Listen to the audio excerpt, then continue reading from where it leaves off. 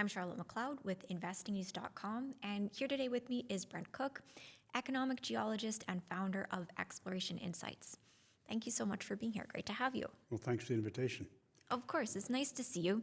We are here at the Rural Symposium, and we're getting toward the end of the day here. So I think it's fair to ask you if you can share any takeaways from the show floor, interesting conversations you've been having or hearing, any initial thoughts.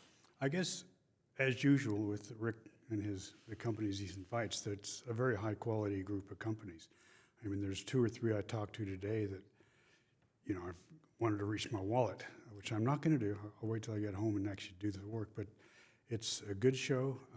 There's been a lot of cases made for why gold should be doing well, even more so for what copper will be doing in the future. So I think, it just reinforces my conviction that this is probably the right space to be in, at least for me, ignoring the ups and downs. Yeah, this is the direction I wanted to go in. It's been a while since we talked, so I wondered if you could share where you see us right now in the overall commodity cycle. I think we're in terms of the share prices and that sort of thing, we're battling with the high tech, the AI, that sort of thing. I mean, that's where all the money's going, for obvious reasons. But down below that, we're seeing China, a lot of central banks just really stocking up on gold. We're seeing Chinese looking to buy more and more copper deposits because we're going to be short those things going forward. So that's kind of where, ignoring what we're at right now, which is kind of, I guess, summer doldrums. Looking out to the end of the year and into next year, I think we're going to do well.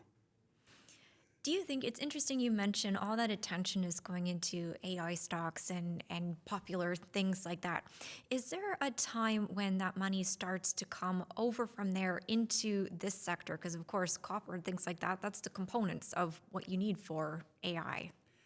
Yes. We're seeing Tether, right, buying gold and royalty companies. I think that's really interesting.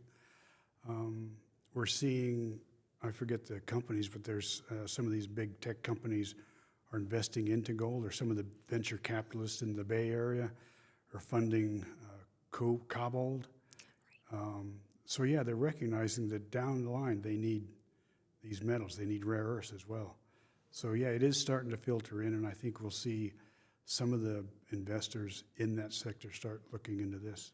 I mean, you look around today at the show, there's a lot more young people than, say, there were 10 years ago.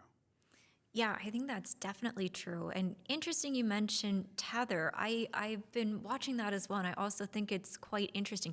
Do you like having that kind of tech outsider type of company come in here? I've heard mixed opinions on what people think. I really don't have an opinion. It's fine with me as long as they're, I think it's interesting. I think it tells you something about how they're thinking in terms of what gold's value really is. I think that's interesting. Yeah. Maybe it's more a comment on how they see it. So, normally when we see commodities prices rise, we've got an influx of juniors looking to advance projects while sentiment is strong. So I wonder, are you seeing that happening? Where are you seeing that happening? Any particular commodities or metals? Well, most definitely. I mean, it's always gold. And, we saw last year into the start of this year, I don't know how much, but billions of money come into the juniors for exploration. So we've seen that. It's a good sign. It means that further down the road, we're going to see some discoveries. We're seeing more money coming. I think it's slacked off recently because, metal prices have come down as well, at least gold and silver. Yeah, this is why I ask. You see those price pullbacks and people get a little unhappy with how it's looking. But so the money has come in. Overall, how healthy would you say the juniors are right now? Are they looking good, or how do you see it? The good companies with good people with good projects are looking really good. And so I'm not seeing a lot of crap come in, hustlers and such yet. There's some certainly, but not as much as we used to. Maybe that's because I don't know them or they all died by now. But Okay, so they're doing okay, but not at the point where it's all of those new ones coming in. We're not in a bubble now. Okay, I think that's good to hear. I wonder how are the major miners' pipelines looking to you right now? I think I've heard for a long time that they haven't been investing enough in exploration. A lot of them have decided they need to grow by doing M&A. How are those pipelines looking? Well, they're tight. I think the figure I use sometimes is, in terms of copper production, globally we're burning through 1 Bingham copper deposit a year, and we're not replacing it at that rate. So what they've been doing is, exploiting near-term brownfields opportunities, exploration, and strategically buying companies. We've seen a lot of M&A recently. I think this last year, over the past year, I've had 4 companies that I owned get acquired.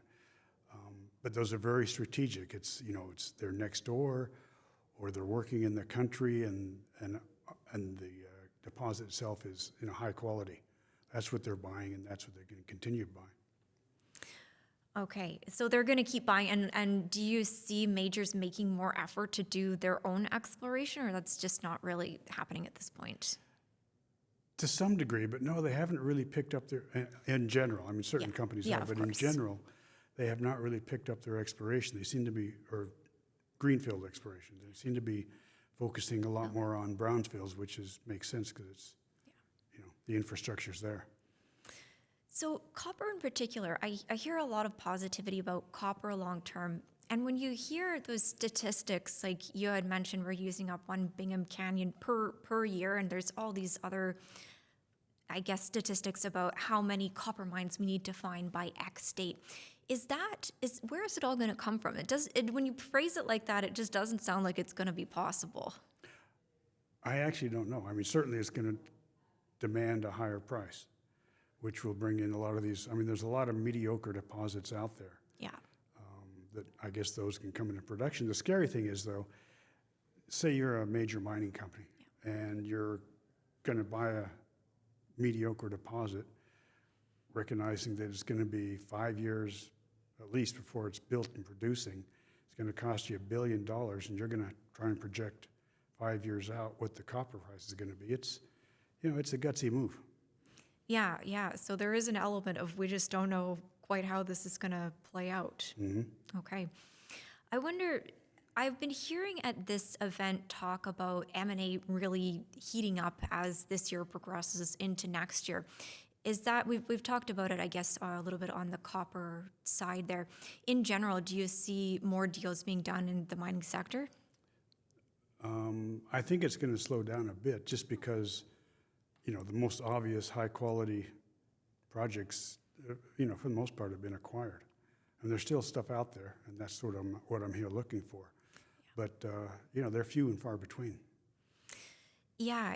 I do sometimes hear, a lot or most of the good deposits have been found. Do you subscribe to that, or is it just more as we go forward with maybe higher prices, other deposits will become good at that point? Well, both. I mean, I think what's happened is certainly the easy deposits almost exclusively have been found sitting at surface. So what the issue now is that it takes so much more money to prove or disprove a deposit. I mean, it used to be, let's say you'd go and do some rock chip sampling at surface and surface work and make a drill decision. Now you're drilling holes 100 to 300 meters deep just to essentially get a rock sample. So that really increases the cost of exploration, and that most of those are going to be, dead or duds. Yeah, and I know you focus on discoveries, right? I wonder, and it's a commodity agnostic type of approach, but are there any commodities that are standing out to you right now as places that you want to hone in on? The usual: copper, Yeah, silver to some degree, gold. I'm not going to chase tungsten and antimony, although I can see the potential there, but those are pretty small markets. Rare earths, there's some good rare earth deposits coming on in Brazil. Likewise, nickel, copper, cobalt, again in Brazil. when it comes to silver, are you looking for like a pure play type of silver deposit, or because it's often a byproduct? Are you honing in on the pure play? What I'm looking at is the value of the rock. But certainly I would prefer, more silver than lead and zinc. But in the end, it comes down to what kind of margin you can make off the rock. And the thing about silver is there's a lot of silver bugs out there. They're almost manic. And so they will tend to take a stock with silver in it much further than it should go, which is fine by me if I own it.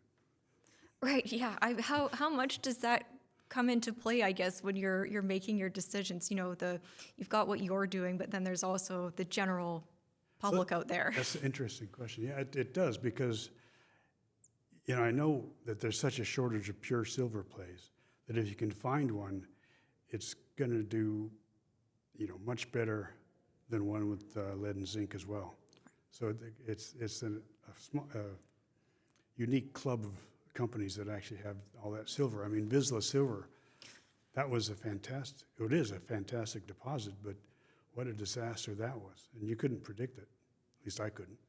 I don't know. I don't think anybody could have seen that one coming.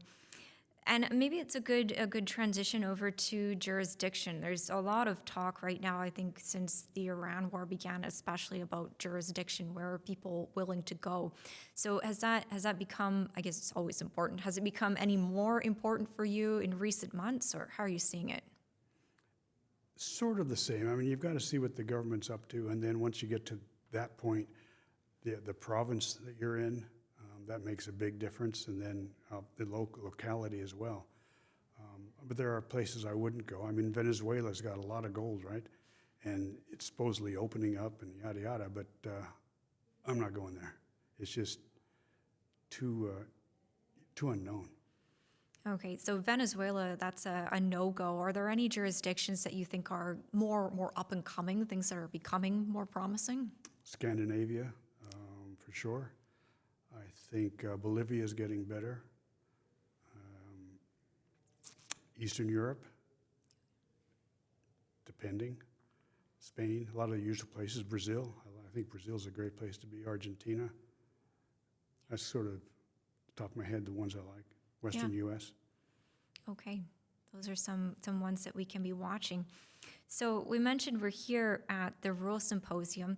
I wanted to ask about your presentation. I don't know if it's happened yet. I know it's going to focus on drill results and technical reports and news results, but I thought that we could hone in on drill results because it's summer and companies are going to be out drilling.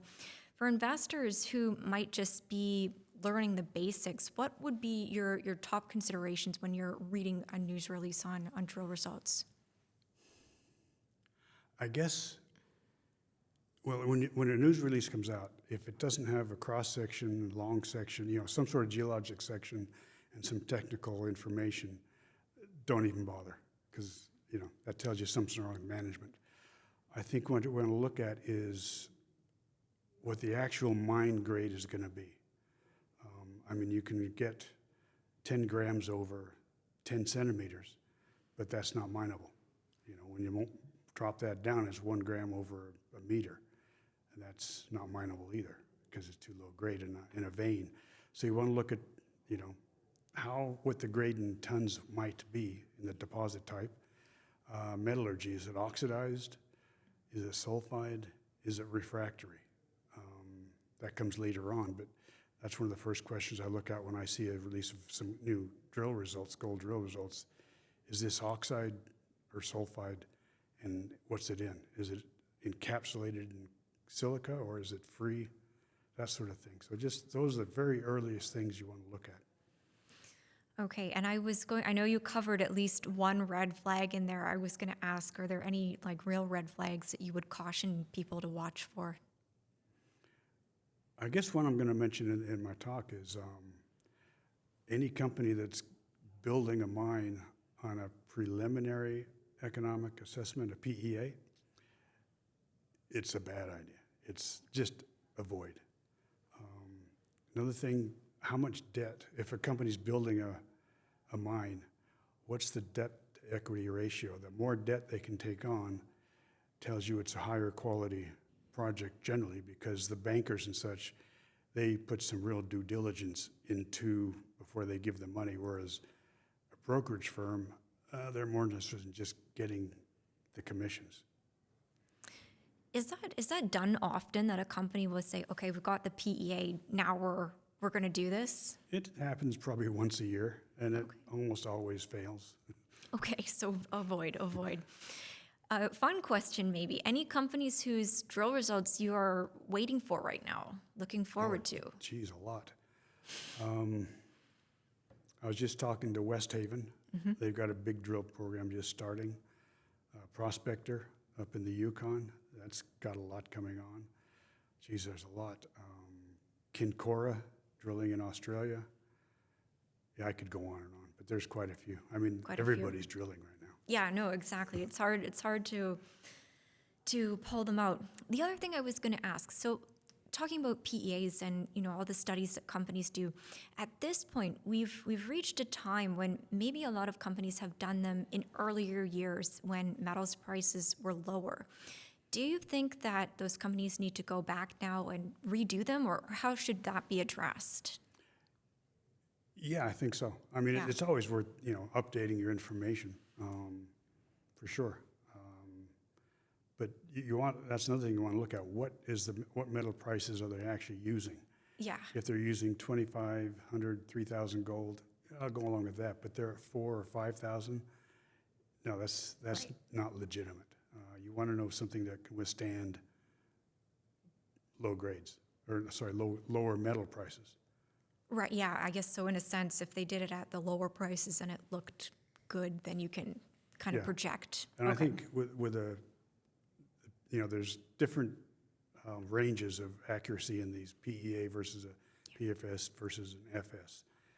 And the PEA, the simplest, the most basic one, they're plus or minus 30 to 50% of what it's actually going to come out. And I can almost guarantee they're going to come out looking much better than the end product. Okay. So we've got higher metals prices, as we've been discussing. We've also got higher costs for the companies due to oil price rises. So I wonder to what extent you see that filtering through to these companies. How much is it impacting them at this point? Well, it's certainly impactful, especially open pits use a lot of diesel. That's probably the biggest impact we're seeing from the higher prices. And then, your metal price, your steel is higher, inflation cuts in, but that's across the board. It's hard to factor that in, at least at the stage I look at things. Yeah. So you mentioned the open pit, you can see it, but then down to developers, juniors, it's harder to track. Yeah. Yeah. Okay, well, another one that we'll probably have to wait and see how does that play out. We're coming to the end. Any other key trends that you're seeing right now in the exploration sector that are interesting to you, you think people might be missing? I think AI is being promoted quite a bit these days. This is going to find us new deposits and such.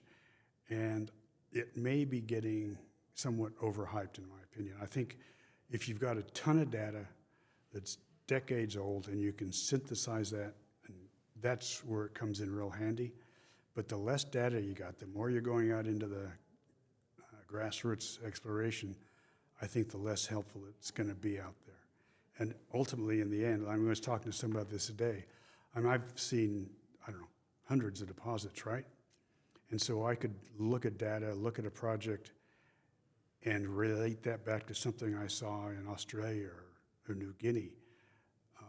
Whereas AI, looking at this project in Western U.S., isn't able to bring that knowledge in, that experience. I think that's the one advantage our brains have. Well, hopefully there's more than one. Hopefully more than one.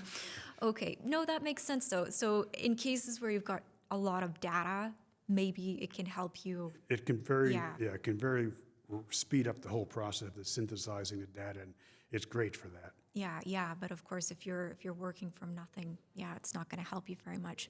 All right, well, I will send you back out onto the show floor unless you've got any final thoughts you would share with investors. We'll get a hold of Joe Mazumdar, talk to him, and Exploration Insights is where everything we do is. Perfect. Well, he's eluded me today, but tomorrow he will be here, so we'll track good. him down. Well, thank you very much for coming on to talk. It's nice to have you. Thank you. Of course. And once again, I'm Charlotte McLeod with investingnews.com, and this is Brent Cook with Exploration Insights.